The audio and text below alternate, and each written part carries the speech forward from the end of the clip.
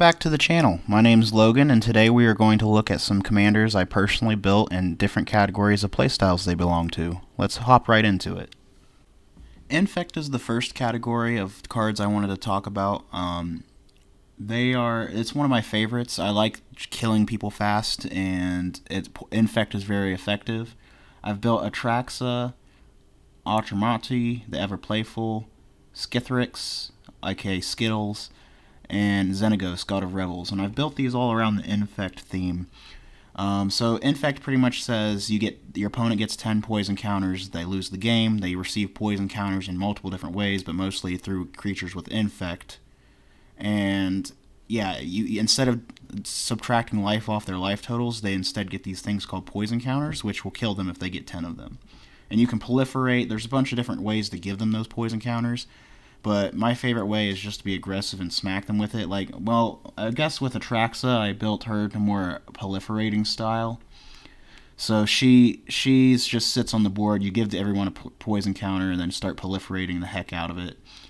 Now, this guy I just kind of mutated onto like smaller infect creatures. So like you turn a 2/2 into like a 6/6 right here, and then they're smack for 6 with other effects. So you can give them flying and stuff. And it's really mean, and it gives you 3 different access to the best infect colors right there. Skithrix is just fun. He's hard to deal with, and he can put poison counters on people really quick. And then Xenagos is just, he doubles the power and gives haste to your infectors, so it just works really well. Voltron. Voltron, I have Hope of Gishath, or Harvager, whatever it's called. Basically, it was my colorless deck where I would put a bunch of colorless equipment on it and it would fly over and kill. I just wanted to build a colorless deck, so I built this Voltron-y. Drana was really cool. You drain their creatures and then she gets pumped at +X by how much you drain them for, so she was really easy to get Voltron. I played Hatred and stuff to just kill with Voltron damage really quickly. And then these two partner commanders. Now, there is a better partner. You could play red and white for equipments and auras, but I just wanted to play mono red. So you Voltron one person and then burn out the rest with this guy. It says whenever your commander deals combat damage to opponent, it deals that much damage to each other opponent.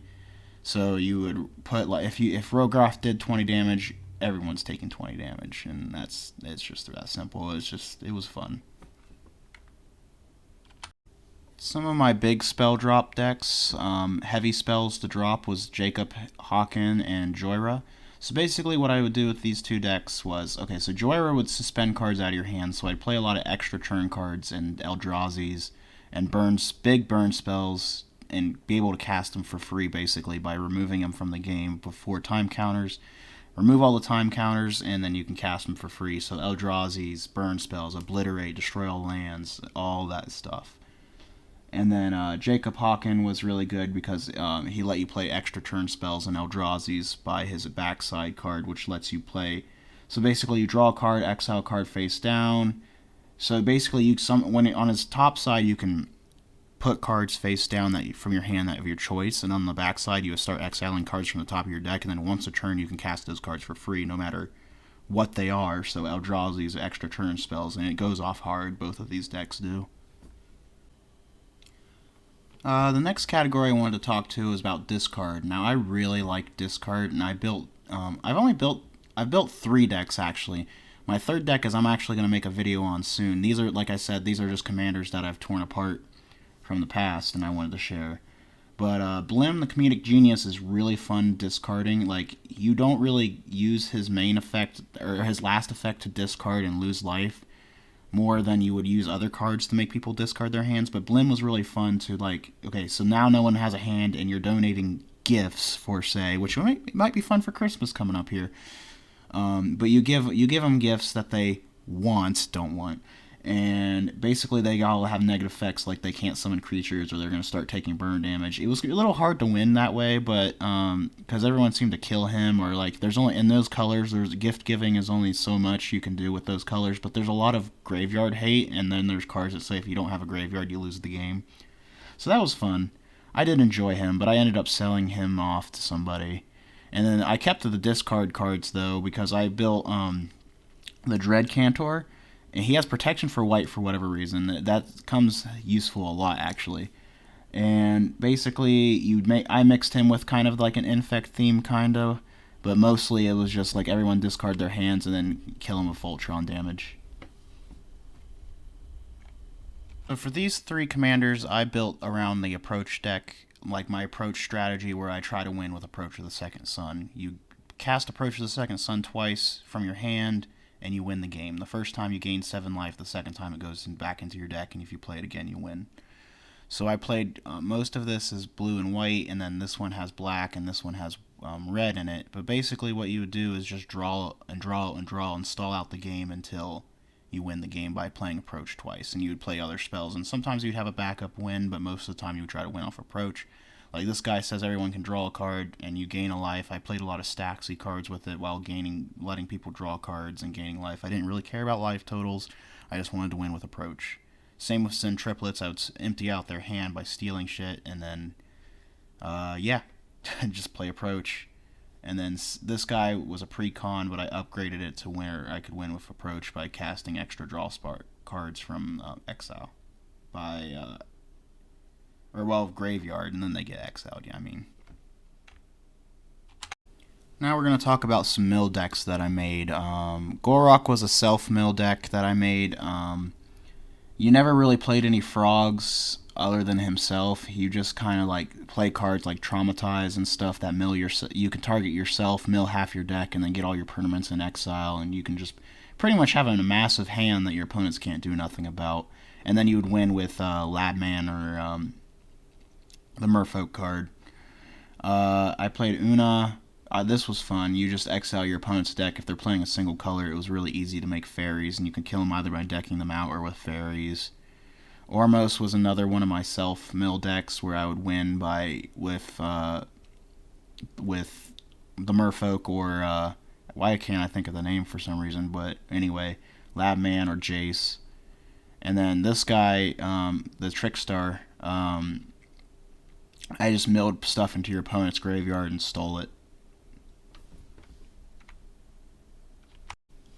Oh, the good old tribal cards.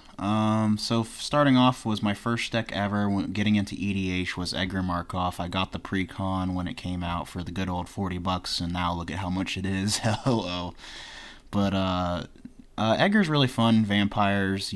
Every time you cast a vampire, make a vampire first strike haste. Then he puts counters on all your vampires. Really powerful, really good. That's why he has that $80 price tag. It was a lot higher than that. Florian. I decided to take the white out of my vampires and kind of make it Rakdos, except I did a twist with it. Florian was really good for mana burn, so like I would play a lot of mana burn cards with a little vampire tribe there with it. Next up was Golem Tribal. My first Golem Tribal commander was Golos, but then Golos got banned, and my playgroup didn't really want to play with Golos anymore anyway because it got banned, but I mean, some playgroups care, some playgroups don't, but I decided just to build a Golos was really good because, the way I built it, it wasn't really that powerful because it was just the golems, but they were really fun. But I basically switched it off to the God Tree enchantment where I just keep flipping and then flipping cards from the top of my deck and get my big cost golems for free. Next up was Death Touch Tribal, which I made Virtus the Vile and Gorm the Great partner commanders. Basically, I'd make it so they wouldn't want to block it, and if they did, they lost a creature, and if I hit them, they would lose half their life, and I'd play other cards that make them lose half their life, so I'd kill them that way. It was really fun because I won one time with just one single life remaining with this deck. It was really fun. Kalia, I played Demon Angel Dragon Tribal, just like especially with the Master of Cruelties combo where like you connect with that with Kalia trigger. So the way it works is Master of Cruelties enters, it hits, puts their life to 1, then Kalia hits and kills them because of the first how the triggers work. Like he can't attack alone, but if he's cheated in attacking, you can auto kill someone with just that one little combo. Rakdos the Showstopper was just my demon tribal deck. You flip coins, kill all non-demons, imps, or devils with basically if you flipped it tails, they would die. But it would protect all your demons and stuff, so it was really fun. I also built Minotaur Tribal with these two decks as commanders. Sethron was my second commander with Minotaurs. He's just a lot better He has fire breathing for your Minotaurs and gives them menace. And he creates tokens where Neheb, I guess, was another one of my discard decks. You could throw it in the discard category because you wanted to have no hand, but he was more tribal than discard. Now we kind of hit the other category. Other than I like either built these in just like one type of deck, or I mean you'll see. Like Delina the Wild Mage. This is just kind of a funny roll 20 and like hit. You play big creatures and create copies of them in red. And she's like, roll d20, you can create a tapped attacking token that's a copy of a creature, except it's not legendary, so you could build legendary tribal with her, but you just like, you play stuff like Combustible Gear Hulk and stuff and copy them with on ETB effects.